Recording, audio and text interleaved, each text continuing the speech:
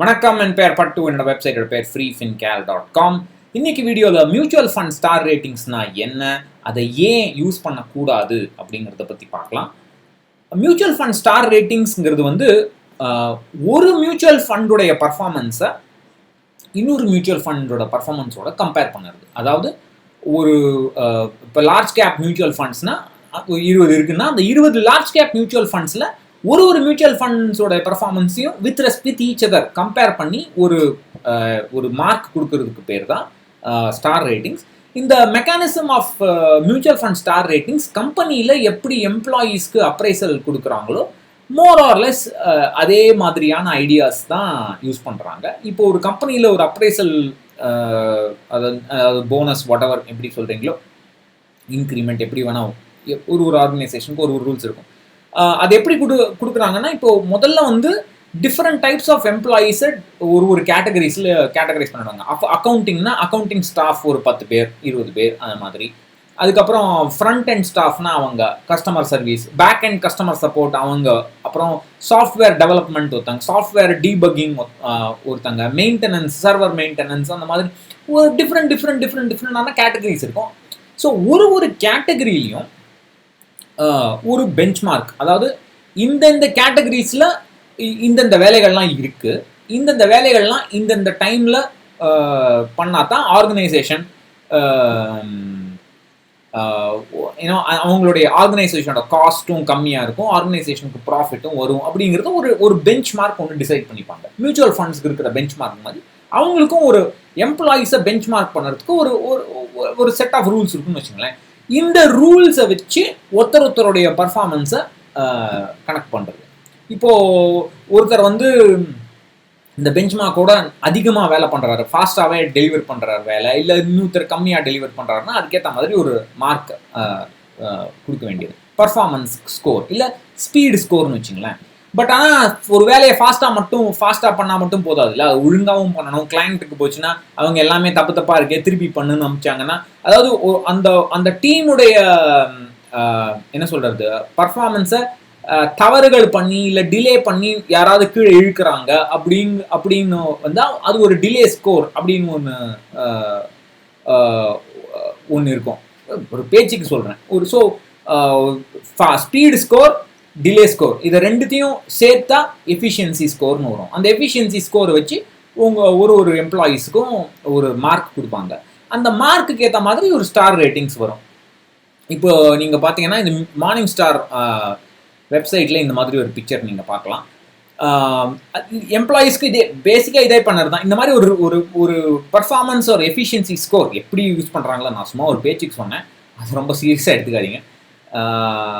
ஏன்னா அந்த மாதிரிலாம் எனக்கு கிடையாது, எனக்கெல்லாம் வந்தால் 0 தான். ஸோ ஒரு பர்ஃபார்மன்ஸ் கிரேடு ஒன்று இல்லை ஸ்கோர் ஒன்று கொடுத்ததுக்கப்புறம் டாப் 10% அந்த ஸ்கோரில் டாப் 10% இருக்கிறவங்களுக்கு 5 ஸ்டார், நெக்ஸ்ட்டு 22.5 22.5% இருக்கிறவங்களுக்கு 4 ஸ்டார், நடுவில் அதாவது ஆவரேஜ் பர்ஃபார்மன்ஸ் 35% பேண்டில் இருக்கிறவங்களுக்கு 3 ஸ்டார், அதுக்கு கீழே 25% 22.5% இருக்கிறவங்களுக்கு 2 ஸ்டார், பாட்டம் 10%க்கு 1 ஸ்டார். ஸோ இந்த மாதிரியான ஒரு கிரேட் பண்ணி ஸ்டார் ரேட்டிங்ஸ் கொடுப்பாங்க. எம்ப்ளாயீஸுக்கும் இதே தான். ஸோ இந்த டாப் 10% எம்ப்ளாயீஸ் இருக்கிறவங்களுக்கு நிறைய அப்ரைசல் கிடைக்கும், இவங்களுக்கு அதோட கம்மியாக கிடைக்கும், ஆவரேஜான அப்ரைசல் கிடைக்கும், அப்ரைசல் கம்மி மேபி ஒரு 10% கம்மியாக கிடைக்கும், கடைசி பாட்டம் 10%க்கு அப்ரைசலே இருக்காது. அந்த மாதிரியான ஒரு கிரேட் பண்ணுறது தான் அப்ரைசல் கொடுக்கறதுக்கு என்ன மெக்கானிசமோ அதே மாதிரியான மெக்கானிசம் தான் மியூச்சுவல் ஃபண்ட்ஸுக்கும் நம்ம கொடுக்கறது தான் ஸ்டார் ரேட்டிங். இப்போ மியூச்சுவல் ஃபண்ட்ஸ்க்கு என்னென்னா ரிட்டர்ன் ஸ்கோர், ரிட்டர்ன் ஹையராக வந்ததுன்னா ரிட்டர்ன் ஸ்கோர் ஜாஸ்தியாக இருக்கும். அதாவது லாஸ்ட் 3 இயர்ஸ் பார்க்கலாம், லாஸ்ட் 5 இயர்ஸ் பார்க்கலாம், லாஸ்ட் 3+5 இயர்ஸ் பார்க்கலாம். அதில் ஒரு மியூச்சுவல் ஃபண்டோடைய ரிட்டர்ன் ஜாஸ்தியாக இருந்தால் ரிட்டர்ன் ஸ்கோர் அப்படிங்கிறது ஒன்று இருக்கும். ஸோ ரிட்டர்ன் ஸ்கோர் ஜாஸ்தி இருக்கும். நிறைய ரிட்டர்னா ரிட்டர்ன் ஸ்கோர் ஜாஸ்தி. அதே மாதிரி ரிஸ்க் கால்குலேட் பண்ணுவாங்க, ஸ்டாண்டர்ட் டிவியேஷன் கால்குலேட் பண்ணுவாங்க, இல்லை நான் சொன்ன மாதிரி பீட்டான்னு ஒன்று சொன்னேன் இல்லையா, பீட்டான்னு ரிலேட்டிவ் ஸ்கோர், அதாவது நிஃப்டியோட எவ்வளோ வாலடைல், அந்த ஃபண்ட் எவ்வளோ வாலடைல் அப்படிங்கிற கால்குலேட் பண்ணுறது, ரிலேட்டிவ் வாலட்டிலிட்டி கால்குலேட் பண்ணுறதுக்கு பீட்டா. ஸோ பீட்டாவோ ஸ்டாண்டர்ட் டிவியேஷனோ இல்லை ரெண்டுமோ கலந்த ஒரு ரிஸ்க் ஸ்கோர் ஒன்று கால்குலேட் பண்ணுவாங்க. ரிஸ்க் ஸ்கோர் ஜாஸ்தியாக இருந்ததுன்னா ரிஸ்க் ஜாஸ்தின்னு அர்த்தம். So return score, risk score. Return score minus risk score தான் ஃபைனல் பர்ஃபார்மன்ஸ் ஸ்கோர். அந்த பர்ஃபார்மன்ஸ் ஸ்கோரை டாப்லேருந்து கீழே டிசெண்டிங் ஆர்டரில் அரேஞ்ச் பண்ணிட்டு டாப் 10% அந்த ஸ்கோர்ஸ், டாப் 10% ஆஃப் த ஸ்கோர்ஸ்க்கு 5 ஸ்டார், அதே மாதிரி 4, 3 ஸ்டார், 2 அந்த மாதிரி ஒரு கிரேட் பண்ணுறதுக்கு பேர் தான் ஸ்டார் ரேட்டிங்ஸ். இது ஏன் யூஸ் பண்ணக்கூடாது அப்படின்னு சொல்ல வரேன்னா, நிறைய பிரச்சனைகள் இருக்குது. இதெல்லாம் சொல்லிகிட்டே போகலாம், நான் புலம்பிகிட்டே இருக்கேன் வருஷமாக. பண்ணாதீங்க கேட்க மாட்டாங்க. முதல்ல அந்த கேட்டகரைஸ் பண்ணுறோம் இல்லையா? இப்போ ஒரு ஆஃபீஸ்னா அக்கௌண்டிங் ஸ்டாஃப் தனி, அந்த அந்த அக்கௌண்டிங் ஸ்டாஃப் அந்த வேலை மட்டும்தான் பார்ப்பாங்க. அவங்க போய் சர்வர் மெயின்டெனன்ஸ்லாம் பார்க்க மாட்டாங்க. ஸோ அவங்களுக்கு அந்த கேட்டகரைசேஷன் ரொம்ப க்ளீன்.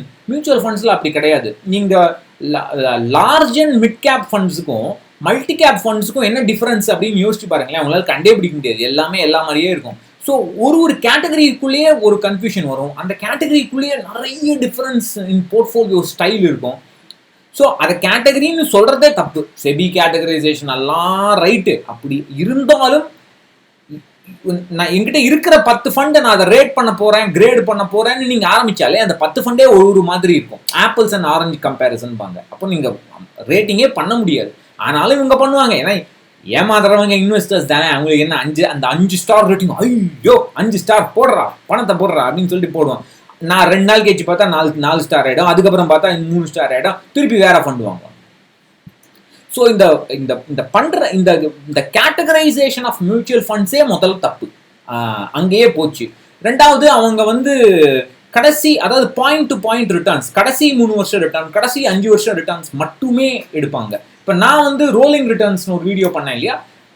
தமிழில் பண்ண நினைக்கிறேன். அதில் every possible 3 year return, every possible 5 year returns எடுத்து எவ்வளவு கன்சிஸ்டண்ட்டாக அந்த மியூச்சுவல் ஃபண்ட் பெஞ்ச் மார்க்கை பீட் பண்ணியிருக்கு அப்படிங்கிறத பற்றி பார்ப்பேன். அவங்க அதெல்லாம் பண்ண மாட்டாங்க. ஒரே ஒரு டேட்டா பாயிண்ட்ஸ் தான் எடுப்பாங்க. லாஸ்ட் 3 இயர், இல்லை லாஸ்ட் 5 இயர், இல்லை காம்பினேஷன் ஆஃப் த 2. ஸோ இது உங்களுக்கு ஒரு ஃபண்டு கடைசி 10 வருஷத்தில் லாஸ்ட் 2 இயர்ஸ் 3 இயர்ஸ் மட்டும் நல்லா பர்ஃபார்ம் பண்ணியிருந்தாலே ஒரு 5 ஸ்டார் ரேட்டிங் வந்துடும். முதல் 8 வருஷம் கேவலமாக பர்ஃபார்ம் பண்ணிட்டு அப்புறம் லாஸ்ட் 2 இயர்ஸ் நல்லா பர்ஃபார்ம் பண்ணியிருந்தாலே உங்களுக்கு 5 ஸ்டார் ரேட்டிங் வந்துடும். ஒரு மாதிரியான தப்பான ஒரு அபிப்பிராயம் உங்களுக்கு. நல்ல ஃபண்டு அப்படின்னு நினச்சிப்பீங்க. பட் நீங்கள் பழசை பார்த்தீங்கன்னா ரொம்ப கேவலமாக பண்ணியிருக்கோம். இந்த மாதிரி நிறைய எக்ஸாம்பிள்ஸ் இருக்குது. ரெண்டாவது, இந்த போர்ட்ஃபோலியோவில் கிரெடிட் ரேட்டிங்கை ஸ்டார் ரேட்டிங் கால்குலேஷன்ஸில் யூஸே பண்ணுறது கிடையாது. அதனால் கிரெடிட் ஈவெண்ட் வந்ததுன்னா டமால்னு நாவ் ஒரு பாண்ட் டிஃபால்ட்னால நாவ் கீழே விழுந்ததுன்னா டெட் மியூச்சுவல் ஃபண்ட்ஸில் நான் சொல்கிறேன், அதை அவங்களால ஸ்டார் ரேட்டிங்ஸில் எடுத்துக்கவே முடியாது. ஸ்டார் ரேட்டிங்ஸ் யூஸ் பண்ணுறது எப்படின்னா, பக்கத்து வீட்டு கிச்சன்லேருந்து வர ஸ்மெல்லை வச்சுட்டு நம்ம வீட்டு சமையலை ஜட்ஜ் பண்ணுற மாதிரி. இது வேலைக்கே ஆகாது. மாறிக்கிட்டே இருக்கும். உங்களுக்கு ஒரு சந்தோஷமே இருக்காது, மன நிம்மதியே இருக்காது. இன்னைக்கு 5 ஸ்டாரில் 5 ஸ்டார் ஃபண்டில் போடுவீங்க, 6 மாதம் கழிச்சு 3 ஸ்டார் ஆகிடும், 4 ஸ்டார் ஆகிடும். ஐயோ ஆயிடுச்சு, என்ன பண்ணுறது யோசிப்பீங்க. இன்னொரு 5 ஸ்டார் ஃபண்டை வாங்குவீங்க. இந்த மாதிரியான ஒரு மன நிம்மதி இல்லாத ஒரு வழி ஸ்டார் ரேட்டிங்ஸ் யூஸ் பண்ணால் தயவு செய்து அதுக்கிட்ட போகாதீங்க. மேத்தமேட்டிக்கலி நிறைய பிரச்சனைகள் இருக்குது. அதை நான் டீட்டெயில்டாக இங்கிலீஷில் திருப்பி ஒரு வீடியோ இப்போ பண்ண போகிறேன். பட் ஈவன் அதுக்கு சரியா இருந்தா கூட ஒரு மியூச்சுவல் ஃபண்டோடைய வேலை மற்ற மியூச்சுவல் ஃபண்டோட பெட்டரா பண்ணுங்கிறது அந்த மியூச்சுவல் ஃபண்டோட வேலை கிடையாது. ஒரு மியூச்சுவல் ஃபண்டோட வேலை அந்த மியூச்சுவல் ஃபண்ட் கம்பெனி சூஸ் பண்ண பெஞ்ச் மார்க்கை எவ்வளவுக்கு எவ்வளோ கன்சிஸ்டண்ட்டாக அவுட் பர்ஃபார்ம் பண்ணுதோ அதுதான் நல்ல ஃபண்டு. அதுதான் அந்த மாதிரி ஃபண்டை தான் நீங்கள் சூஸ் பண்ணணும். அதாவது ஸ்டார் ரேட்டிங்கிறது fund to fund comparison, fund to benchmark comparison இல்லை. அதனால தான் நான் திருப்பி சொல்கிறேன், இது பக்கத்து வீட்டு சமையலை வச்சு நம்ம சமையலை ஜட்ஜ் பண்ணுற மாதிரி இது உங்களுக்கு ஒரு நிம்மதியான இன்வெஸ்ட் பண்ணவே முடியாது. ஸோ தயவுசெய்து ஸ்டார் ரேட்டிங்ஸை யூஸ் பண்ணாதீங்க. சரி, ஸ்டார் ரேட்டிங் அதெல்லாம் ரைட்டு, நீ இதெல்லாம் ரொம்ப பேசுகிற, ஸ்டார் ரேட்டிங்ஸ் யூஸ் பண்ணலாம், நான் எப்படி ஃபண்டு சூஸ் பண்ணுவேன் சொல்லு அப்படின்னு நீங்கள் கேட்கலாம். நியாயம்தான். அது அடுத்த வீடியோவில் பார்க்கலாம். எப்படி சூஸ் பண்ணலாம், நான் என்ன மெத்தட்ஸ் யூஸ் பண்ணுறேன், நான் மாதம் ஒரு மியூச்சுவல் ஃபண்ட் ஸ்க்ரீனர் ஒன்று பப்ளிஷ் பண்ணுறேன். அந்த மியூச்சுவல் ஃபண்ட் ஸ்க்ரீனரில் நான் என்ன மாதிரியான மெட்ரிக்ஸ் யூஸ் பண்ணுறேன், அதை எப்படி கால்குலேட் பண்ணுறேன் அப்படிங்கிறத பற்றி அடுத்த வீடியோவில் பார்க்கலாம். நன்றி, வணக்கம்.